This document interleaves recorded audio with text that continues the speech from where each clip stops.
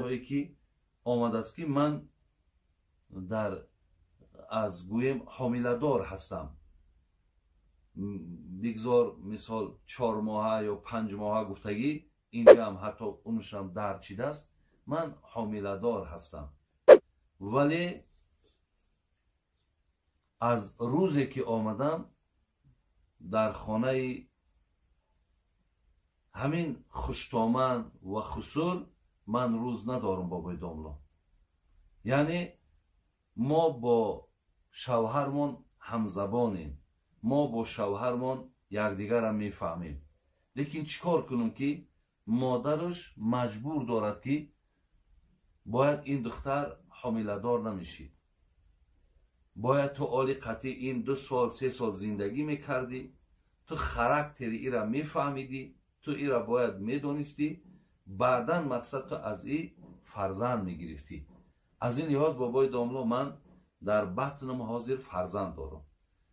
این مادری بچه گویم خوشتامنش مجبور دارد که رفته این فرزنده مقصد از بطن این زن بگیر، تازه کن و در همین دوام میستیم، صبر میکنیم، میبینیم اگر میشدگی باشد، بعد من مقصد عروسش اعلان میکنم، انا اینجا دا بعد زندگی ها تونا و مقصد کاراتونا من میبینم گفته.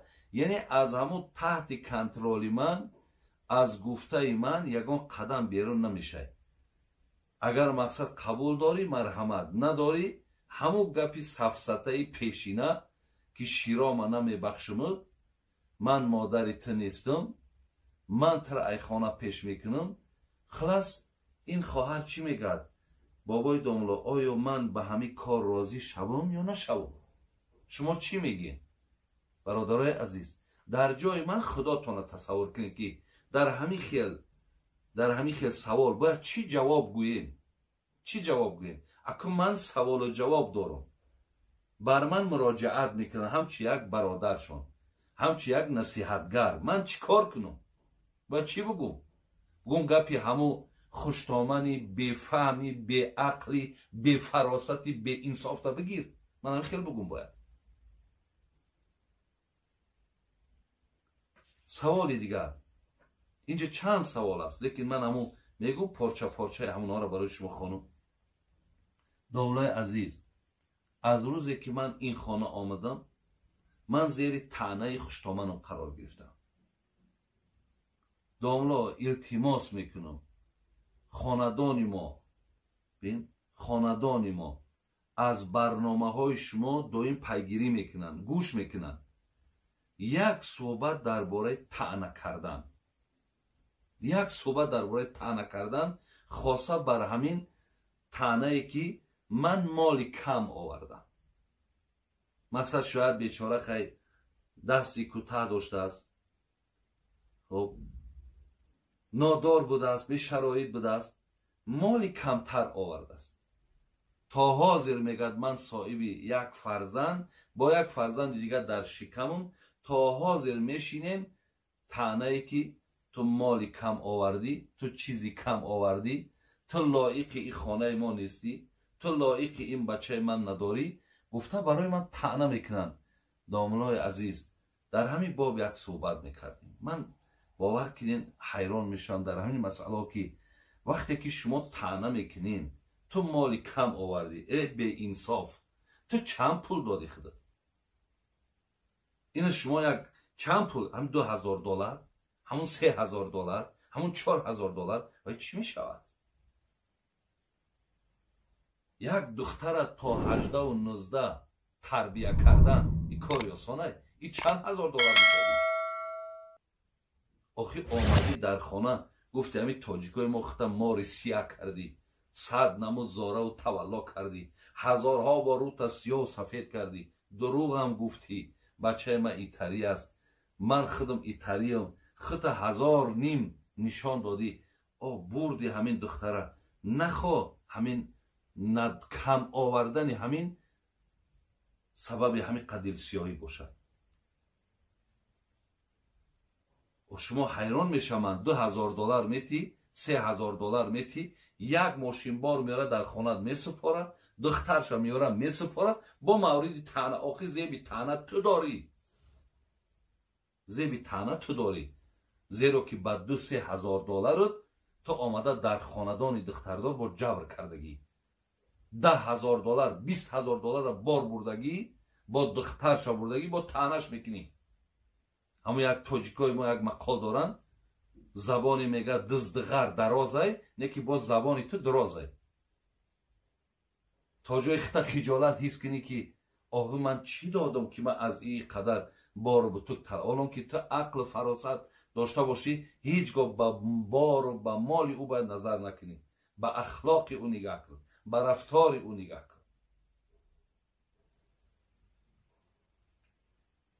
هزار حیف میگم بر همون مردهایی که همین خیل خوشتامنها مثال کلینها را تنه میکنن در بر همون زن شیشتگی و یک دهنگب نمیزنی.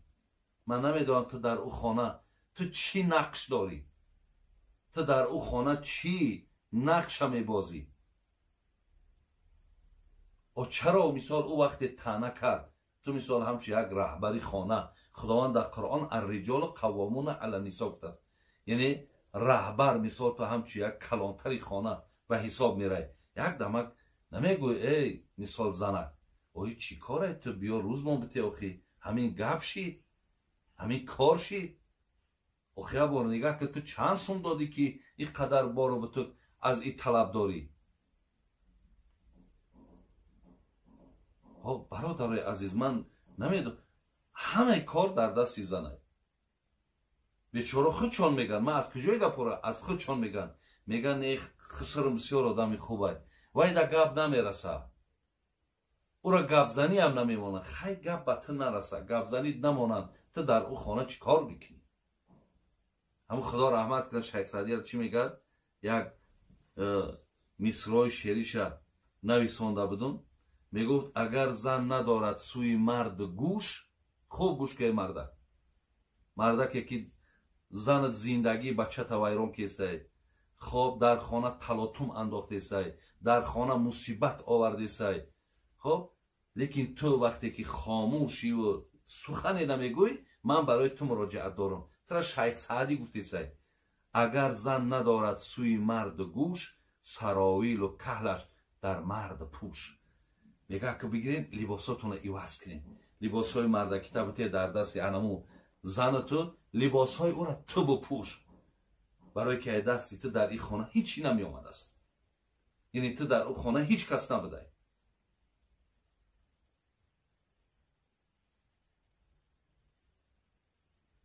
بسیار بخشش میپرسم، کم کم عصبانی میشم، کم کم در احساسات داده میشم. اگر چندی من آدم احساساتی نیستم، ولی من یک آمار خواندم از مجله گازیته اسیسیر، رئیس کمیته کار با زنان و آیله نزدی بگیم جمهوری تاجیکستان، اون وقتا نامشم در همون مقاله گرفتم، قاسمزاده ایدیگل بوده است، تقا قاسمزاده ایدیگل تقا. گازیته اسیسیر از 19 سپتامبر 2019 چی گفته است؟ گفته است در نیم ساله یکم، در نیم ساله یعنی در 6 ماه عدد طلاق به 6065 رسید که نظر به 2018 411 تا زیاد شدگی است. ببینید در 6 ماه 6065 طلاق، یعنی 2011 کمتر بود، 2019 با زیادتر شد. ولی الله دانا با 2020 چی باشد، ولی آماراش با میبراید. همه این از دست شما هست، از دست شما هست که شما با این کار بسیار بیرحمانه، بسیار کار زشت شما دست زدین. از خدا بترسید، از خدا بترسید. ولی پیامبر نازنینمون در حدیث ها میگد که لیس المؤمن بالطعان ولا اللعان ولا الفاحش ولا البذیء.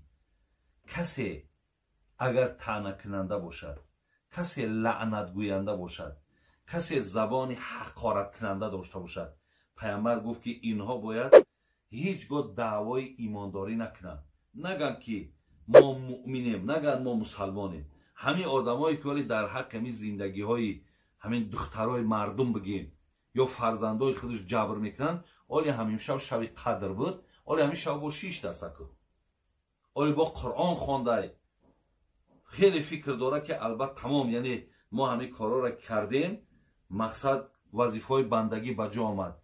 فکر نمیکند که یک زندگی را که تو تأثیر منفی خطا میرسانی، چقدر این شبهای قدر، چقدر عبادتهای تو از بین میبرد. پیامبر میگه لیس المؤمن، ترا من مؤمن نمیگم. پیامبر نازنین میگه تعیس عبد الدینار و الدرهم و القطیفه و الخمیسه این اوتی رضیه و این لم یعطا لم یرضا. خدا هلاک کنه بنده های درهم و دیناره، بنده های قالین و بنده های مقصد مال و ملک، خدا را هلاک کنه. برای چی؟ اگر بتیشون راضیان، اگر نتیشون راضی نیستن. علال خصوص به انمو مادرهایی که طعنه میزنین و مال میگین و چیز میگین، پیامبر گفته سه تعیز تا هلاک شد، میگه خدا هلاکت کنه تره که سبب زندگی فرزندی تو همو 4 جغیل بگیم و 4 تکسری شدگی. من حیران میشم، من امروزا مسئولیتان تماما دیگر شدگی. خیلی که پیامبر نازنین گفته است لا طاعت لمخلوق فی معصیت الخالق، شما در عاصی شدن خالق مخلوق گوش نکنید. من تمام فرزندای شما میدونید که چی میگن، میگن چیکار کنیم بابای دولا، چیکار کنیم، یعنی مقصد شما را دیگه مادرها دوست نمیدارن. و شما فکر نکنید که او گپی تر اجرا کردنش به سبب چیه، به سبب که نمی امر معروف گوش کنی که مادر ته حرمت که پدر ته حرمت که، او مقصد همین چیز و یا قپی دست حاضر، یا خاطر همین که امروز در جامعه میگن ای پشتی زنش مقصد ای خانه برآمد رفت یا مادرش گوش نکرد، لیکن بگذار همچنان باشد. من برادرای عزیز همه شما را مصلحت میتونم که وقتی مادر تر اگر توصیه کرد که زن تا طلاق که هیچ وقت طلاق نکن، پدرت گوید طلاق نکن، عاقد میکنم عاق وای عاق نیست برادرای عزیز، زیرا اینها به خاطر دین نیستند. همه اینا غرضها دارن، همه اینا مقصدها دارن. در مردم ما وقتی کلین آوردن همچو برای چی میارن؟ برای خدمتگار، یاردمچی نه، همچو فرزند نه، همچو خدمتگار. تو باید که مقصد همیشه در روی پاد راست باشی. تو هیچگاه مقصد حق شیشتن، حق خواب کردن، حق مثال طعام خوب خوردن تو یه حق نداری. تو باید فقط خدمت کنی. تو 100 نامعقول کردگی، 100 نامعقول کردگی. اگر اسلام داشته باشی، مسلمان باشی، تو به تمام کتابهای خدا و رسول تو یک آدم گناهگاری، تو یک آدم ظالمی. برای همین پیامبر نازنین بین حتی هلاک شود همون کسانی که دنبال مال دنیا میدوند یا به خاطر دنیا مقصد این کارها را میکنند.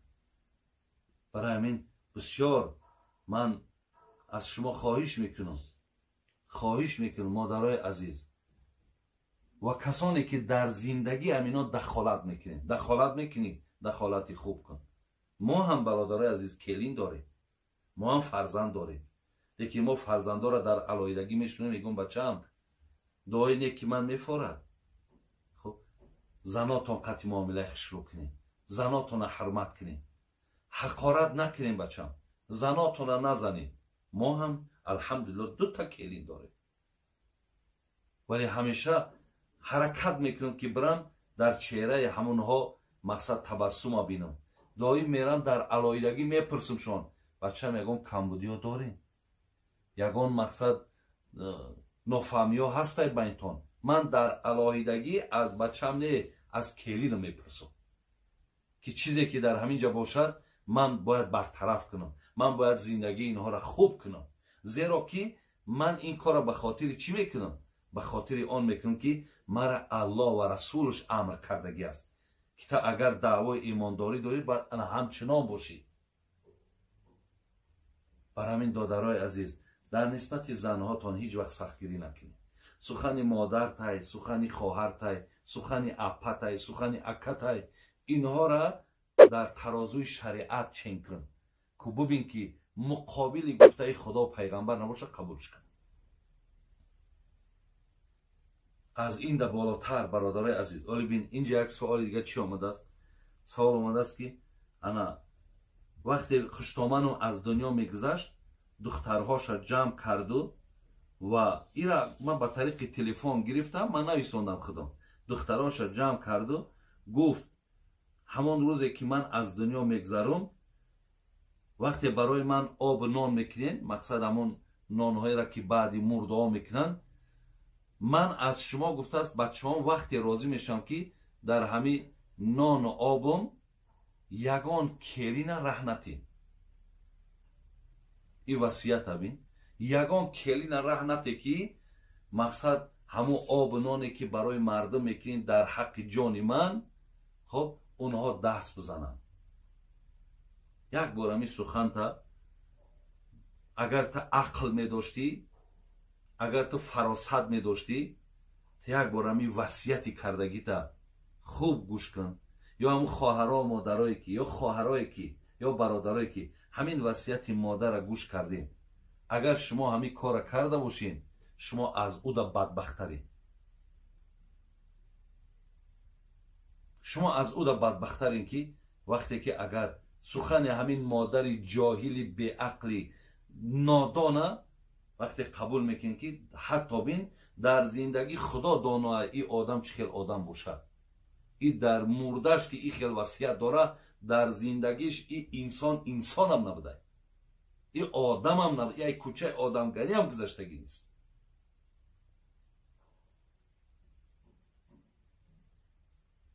تا این اندازه را امروز ما رسیدیم که حتی بین ای جبر بین، ای ظلم بین. پیامبر نازنین میگه من لا یرحم الناس لا یرحمه الله. کسی به مردم رحم نداره، خدا با او رحم نمیکنه.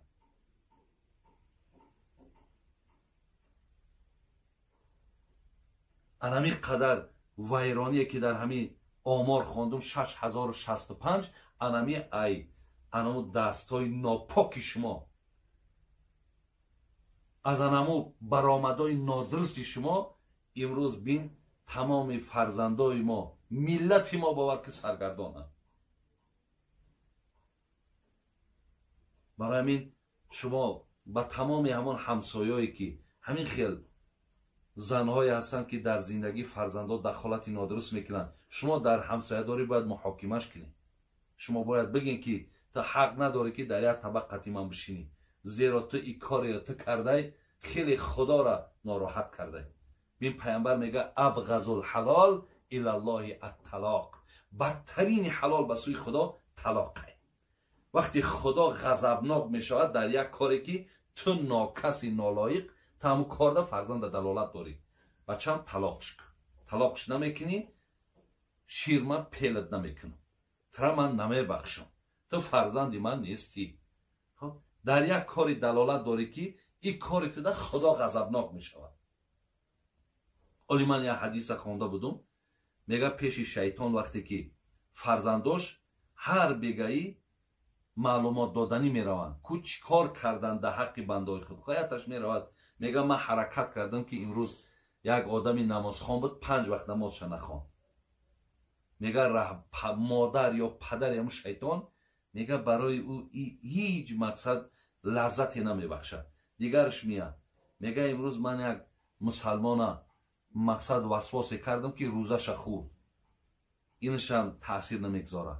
دیگرش میگه من وسواسش کردم امروز مقصد دست به نوشابه های سپریتی زد، اینش هم میگه اهمیت نمیده. میگه یک کس به قتل رسانید، اینش هم اهمیت نمیده. میگه وقتی یک فرزندش میگه امروز من مقصد تری یک خشتامنی بیفهمی بی عقل یافتم، وسواسش کردم، در او گرفت مثال بین بچهش و بین دخترش جدایی انداخت، بچه‌ک زنش طلاق کرد. میگه مادرش همون شیطان میگه میاد از پیشانی بچهش بوسه میکنه، میگه که انا آن کاری که من میخواستم تا انجام دادی.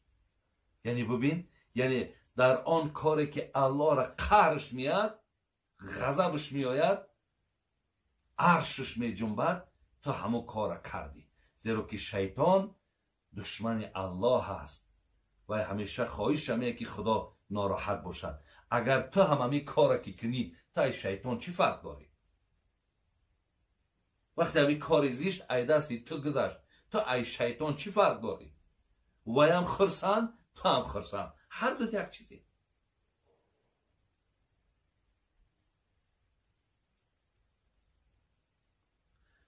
خدای مهربان عاقبتمون به خیر کند، ایمانمون با سلامت نگهدار. یه مراجعت بود، این مراجعت بود بر خوشتامنها، بر خسرها، بر گویم همون نفرهایی که در همون خانه هستن که سری بگیم همون بچه را یا که همون کلینه یا بچه شونه ویران میکنن، به این روزی بد میارنشان. یه مراجعت بر اونها که به این کار دست نزنین، حرکت کنین، زندگی های خوب ببینن.